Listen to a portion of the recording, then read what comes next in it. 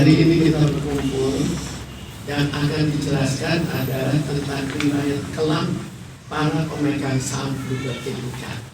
Jadi sebelumnya banyak dipersoalkan masalah bahwa saya mundur sebagai pengurus, tapi seluruh saham saya diambil.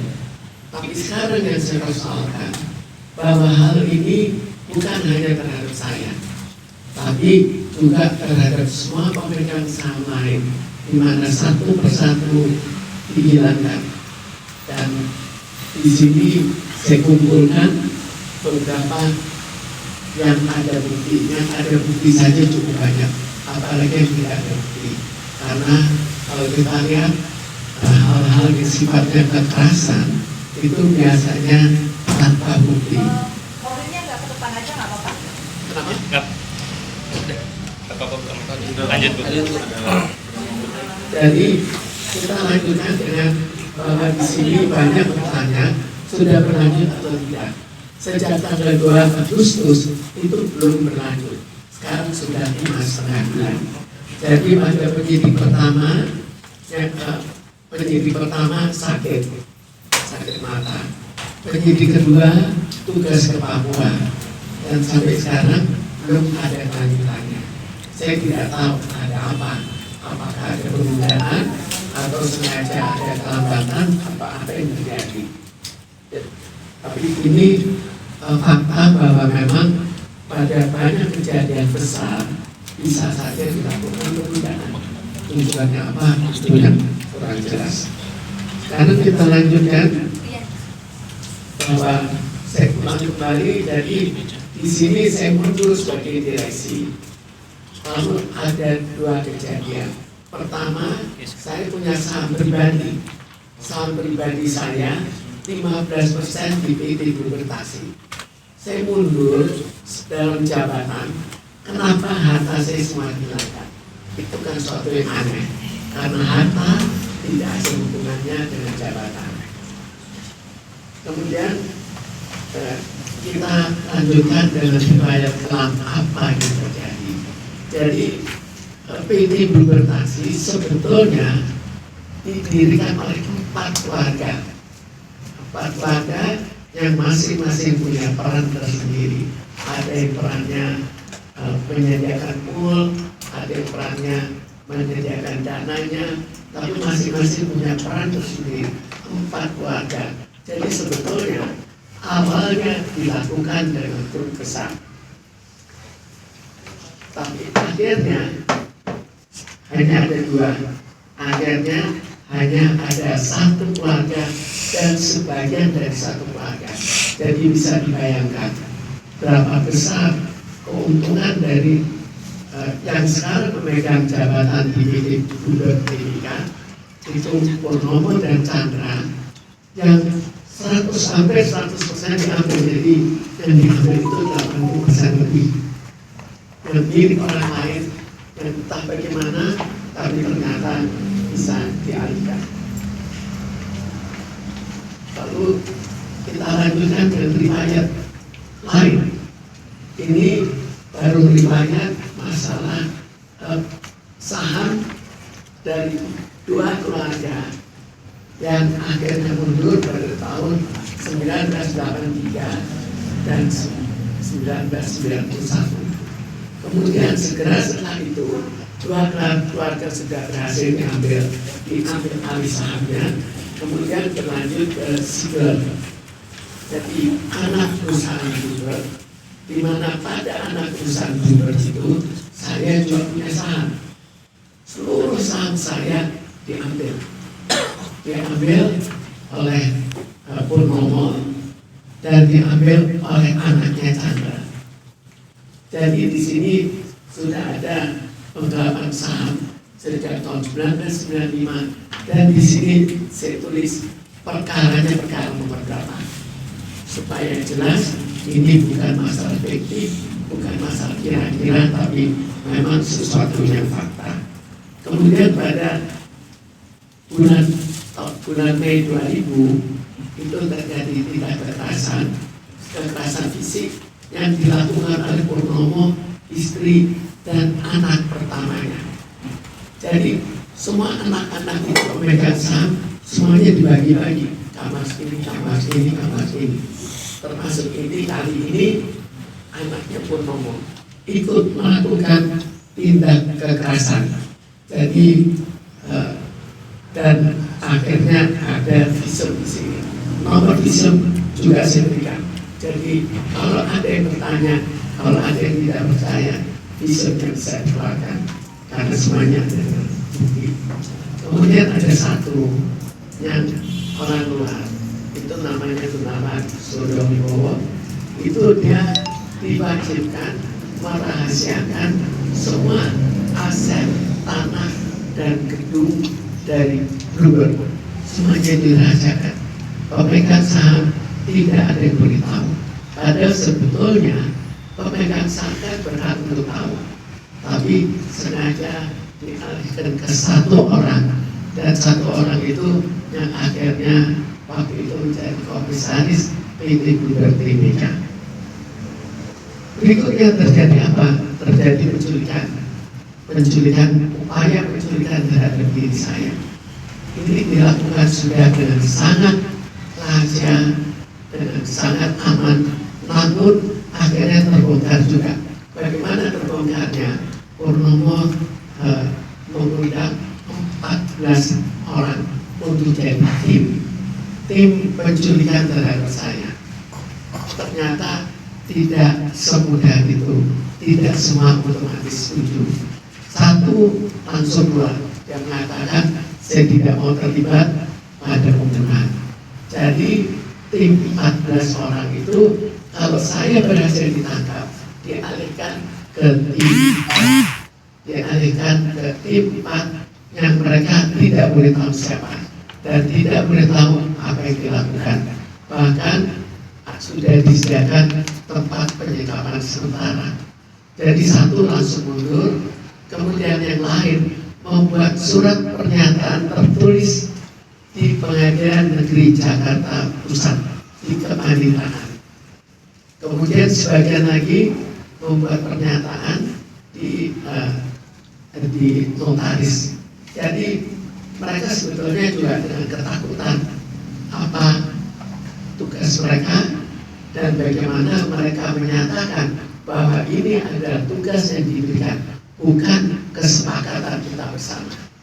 Dan itu semuanya ada nomor-nomornya, nomor pendaftaran di Pengadilan Negeri Jakarta Pusat, nomor di notaris, itu semua saya tulis di sini.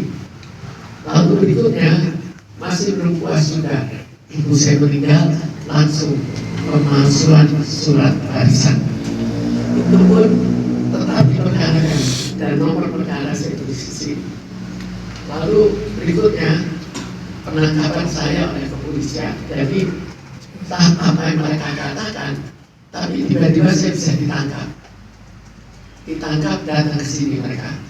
Polisinya datang dan yang dituduhkan adalah perbuatan tidak menyenangkan.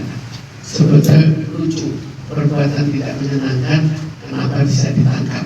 Tapi sebetulnya di balik ini ada sesuatu yang jauh lebih mengerikan yang tidak bisa saya ungkapkan karena tidak ada bukti.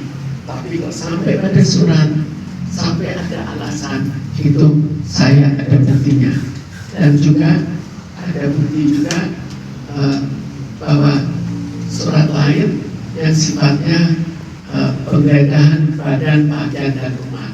Sekarang kita bayangkan, kalau ditangkap lalu penggeledahan badan, pakaian, dan rumah, ada apa? Sebetulnya sama dengan berita rahasia yang saya dapatkan. Itu juga seimbang dengan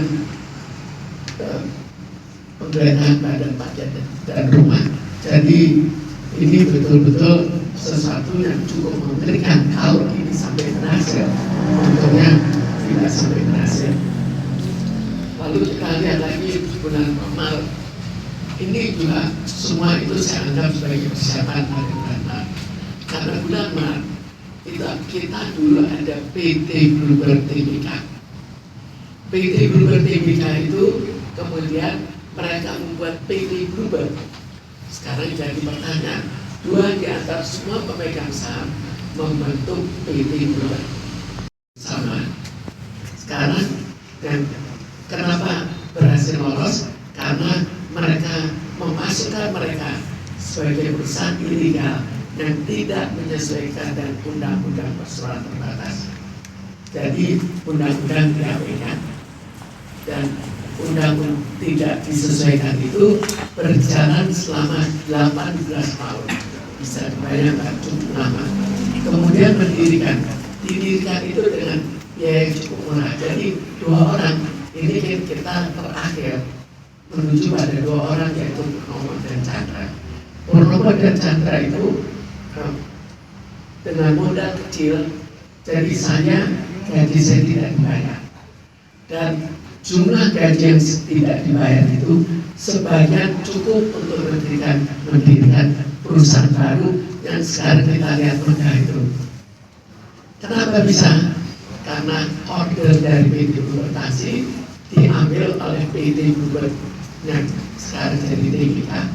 Kemudian fasilitasnya, semua fasilitas cukup dipakai dari PT Bluebird Taksi. Sekarang ini apa namanya? Apakah parasit atau perusahaan dalam perusahaan? Ini yang terjadi. Jadi kalau nanti betul-betul hukum berjalan, akhirnya milik siapakah PT Bluebird TBK itu, dan apakah ini bukan saham bodong yang dijual ke masyarakat? Itu tanda tanya. Kita tinggal tunggu hukumnya. Apakah hukum berjalan dan memenangkan saya atau hukum tetap memenangkan mereka? Tapi situasinya seperti itu. Apakah boleh mendirikan perusahaan dengan jumlah uang kecil dan itu pun dari gaji saya tidak dibayarkan, kemudian ordernya diambil, kemudian semua fasilitas dipakai? Sebetulnya kan tinggal dinamakan parasit atau dinamakan perusahaan dalam perusahaan. Lalu kita lanjutkan dengan pembuatan akte. Jadi ini sekarang kita menuju pada persoalan yang sekarang. Persoalan yang sekarang adalah saya keluar sebagai pengurus, akhirnya semua saham saya diambil. Diambilnya caranya bagaimana? Membuat akte notaris. Akte notaris itu tidak melibatkan saya. Jadi saya juga tidak tahu. Saya baru tahu setelah 10 tahun. Dan akte notaris itu tanpa tanda tangan saya. Jadi pengalihan saham tanpa tanda tangan saya. Pengalihan saham tanpa dibayar. Padahal saya mendirikan dengan modal. Lalu apa yang terjadi setelah itu? Sekarang kan sudah cukup banyak. Mereka sudah cukup banyak. Ya kalau dikatakan para lah 15% saham PT Bluebird Taksi. Itu kan luar biasa besarnya. Diambil begitu saja. Kemudian kalau kita lihat apa yang terjadi setelah itu, sebetulnya mestinya sudah sangat keras. Ternyata tidak keras lagi. Ternyata anaknya Purnomo mencoba untuk menyita tanah saya yang tidak ada hubungannya dengan Bluebird. Cara menyitanya bagaimana? Dia beritahukan ke BPN, Pak, ini disita lewat pengadilan, surat putusan pengadilan. Padahal surat keputusan itu tidak pernah ada. Jadi rekayasa itu bisa begitu luas. Tapi kenapa kok bisa akhirnya bukan hak saya, walaupun belum disita secara resmi, tapi sudah bukan hak saya, karena sita pengadilan berdasarkan putusan pengadilan negeri yang tidak pernah ada. Jadi putusan yang mereka bohongi, jadi kebohongan dengan hasil penyitaan tanah saya. Lalu di samping itu apalagi yang terjadi? Jadi mereka juga melakukan ada lagi money laundering. Money laundering diumumkan di surat kabar tahun 2017. Saya tunjukkan di sini tanggal berapa. Jadi kalau perlu saya akan berikan. Kalau memang ada yang mencurigai, saya berikan. Lalu setelah itu dilakukan lagi sistem dilusi. Saya jadi setelah itu tahun 2000 saya punya saham barisan. Saham barisan itu 6,67%. Tapi saham barisan tahun 2000 baru dibagikan tahun 2013 tahun setelah itu. Kemudian langsung 2 tahun setelah itu dilakukan suatu sistem yang namanya dilusi. Jadi mereka mengatakan, oh kita mau mengembangkan dan kurang uang, harus bayar sekian ratus M, sekian puluh M. Saya tidak mau, karena saya pikir itu hanya nanti akan diambil lagi. Tapi dilusinya, apakah dilusi yang wajar atau curang? Bayangkan, PT Blue Perkasi mempunyai banyak tanah yang dipakai gedung Bluebird yang begitu megah, itu punya PT Blue Perkasi, tapi semua tidak dihitung. Jadi akhirnya karena semua ini dianggap bukan aset, tidak ikut hitung, maka otomatis bayarnya banyak, harus menambah bayar banyak, sehingga saya tidak mau, dan akhirnya saham saya dijadikan 0,595%. Jadi bisa dibayangkan berapa banyak yang berhasil mereka raih.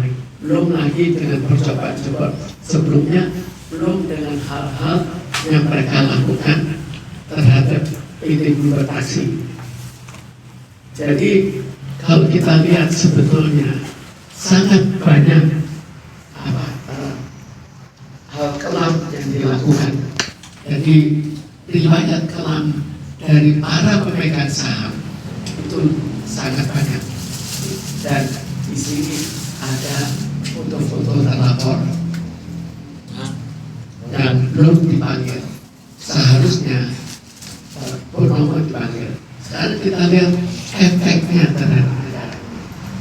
Bagaimana seandainya banyak orang yang meniru, apalagi dalam keadaan di mana sekarang kesulitan keuangan, banyak perusahaan yang mau tutup. Bagaimana kalau dilakukan cara seperti yang dilakukan Purnomo? Apa negara ini tidak akan hancur dalam waktu yang singkat? Yang dulu yang saya katakan, kemudian saya lanjutkan dengan tanya jawab. Oke Ibu, kalau sampai sejauh ini seperti apa Bu? Artinya kan masalah ini kan terus menerus berlanjut tanpa ada penyelesaian. Apakah dari pihak sana ada omongan atau dari pihak pengadilan sendiri seperti apa? Jadi sekarang kita juga dari awal dulu pada saat 1994, pada saat itu seluruh saham saya diambil oleh Purnomo, diambil oleh anaknya Chandra. Sekarang pada saat itu saya coba untuk melakukan secara damai, kembalikan saham saya. Tapi dalam 3 tahun tidak berhasil. Karena tidak berhasil, maka saya buatkan proses pengadilan dan saya dimenangkan di pengadilan. Jadi itu satu contoh bahwa kalau mereka sudah mengambil, mereka tidak mau berdamai. Sekarang masalahnya mereka dipanggil oleh pengacara Pak Kamarudin untuk melakukan perdamaian. Mereka tidak mau datang. Sampai 4 kali dipanggil. Apakah ini bukan cukup? Jadi harus apa lagi? Jadi sekali diambil, mereka tidak mau karena masih berharap bahwa dengan sistem hukum yang sekarang mereka masih bisa menang. Bu, mungkin kan dalam hal ini ada Indra Priawan juga ya, suami dari Nikita Willy. Itu kan turut dilaporkan. Nah, berarti untuk sumber kekayaan selama ini Nikita Willy berasal dari Bluebird ini juga. Jadi kita lihat begini, harta saya diambil oleh Purnomo dan Chandra. Dari Chandra sudah almarhum. Karena almarhum dibagi ke 4 anaknya, termasuk suaminya Nikita Willy. Sekarang diapakan uang itu? Apakah bukan dipakai sebagaimana umumnya kalau sudah menjadi hadiah juga untuk menggunakan semua harta, terserah mau dipakai untuk apa? Seperti kita lihat sekarang, yang barangkali untuk kehidupan mewah, yaitu hadiah sudah. Yang bukan hadiah adalah pencurian dari bapaknya untuk diberikan ke anak. Ya, kalau tambahan untuk melakukan pencurian saham apapun atau ya untuk misalnya melakukan pemukulan dan lain-lain, itu dia masih terlalu kecil waktu itu. Jadi waktu bapaknya meninggal, dia kira-kira usianya 12 tahun. Jadi untuk tindakan aktif diduga tidak dilakukan. Tapi untuk tahu, untuk anak sekian kan sudah tahu. Untuk mendapatkan barisan itu sudah jelas. Dan barisan dari mana? Jadi otomatis dia menjadi penadah. Itu minimal. Mungkin saja nanti polisi menemukan bahwa dia ikut membantu, itu tidak tahu. Bu, kabarnya beberapa yang memegang saham itu pergi ke luar negeri, Bu, dengan info gimana, Bu? Justru itu kabarnya mereka akhirnya ke luar negeri. Sekarang kita lihat kepada banyak kejadian konglomerat. Kenapa seorang konglomerat itu tidak mau berdamai? Jadi untuk konglomerat itu sebetulnya cukup mudah. Lari saja ke luar negeri, mereka mau hidup di luar negeri berapa tahun, tetap punya uang cukup untuk hidup mewah di luar negeri. Dan luar negeri belum tentu bisa ditarik ke sini. Kalaupun kita coba menarik, berapa biayanya? Dan apakah ada tenaga dari kepolisian yang cukup banyak untuk menarik konglomerat yang sudah cukup banyak lari ke luar negeri? Apakah ada biaya untuk menangkap mereka? Jadi kalau memang betul-betul niat, kira-kira bisa, tapi juga tidak tahu. Bu, kabar terakhir yang di Mabes tanggal berapa dan mentok di mana tuh, Bu, kabar? Jadi kabar dari Mabes pertama mentoknya adalah di penyidik pertama sakit mata, penyidik kedua tugas di Papua. Sekarang tidak tahu apakah diberikan penyidik ketiga atau bagaimana. Agenda yang mentok itu penyidik pertama dan kedua apa, Bu, terakhir yang saya Kalau penyidik kedua yang tugas di Papua. Agenda yang kemarin Ibu, iya mentoknya apa, Bu? Baru sampai saat karena bertugas di Papua, jadi tidak bisa berada di Jakarta. Karena tidak ada di Jakarta, maka tidak bisa memproses perkara yang saya laporkan. Ada lagi? Kalau Ibu melihat hal ini seperti apa, kayaknya berbelit-belit gitu? Ya, kalau saya menilai ya cukup berbeda, tapi tidak tahu apakah semua alasan ini benar, apakah bisa ditunda sampai 5,5 bulan, dan apakah akan terus ditunda, itu juga tidak tahu. Siapa yang bisa tahu? Kecuali kepolisian sendiri. Ibu, waktu saat Pak Chandra meninggal itu kan ada Indra masih kecil. Kalau sekarang saat ada laporan ini, apakah Indra mulai ada komunikasi dengan Ibu? Indra tidak ada komunikasi, pernah berkomunikasi, tapi setelah keadaan ketahuan masalah penipuan yang lebih besar lagi, maka tidak ada komunikasi lagi. Penipuan artinya bukan dari Indra kan?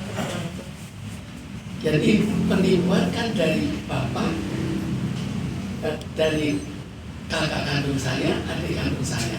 Mereka punya anak, tapi ternyata anak-anaknya sebenarnya terlibat. Sekarang tinggal tanda tanya apakah Indra terlibat sampai berapa jauh. Tapi tidak ada bukti, belum saya temukan bukti bahwa Indra terlibat. Kalau yang lain jelaskan, saya laporkan ke BPN, tangannya disita milik saya, milik PT Purwotasi. Itu kan nyata. Lalu mereka melakukan pemukulan kan nyata ada visum. Dan pernah jadi heboh juga kan masalah visum itu.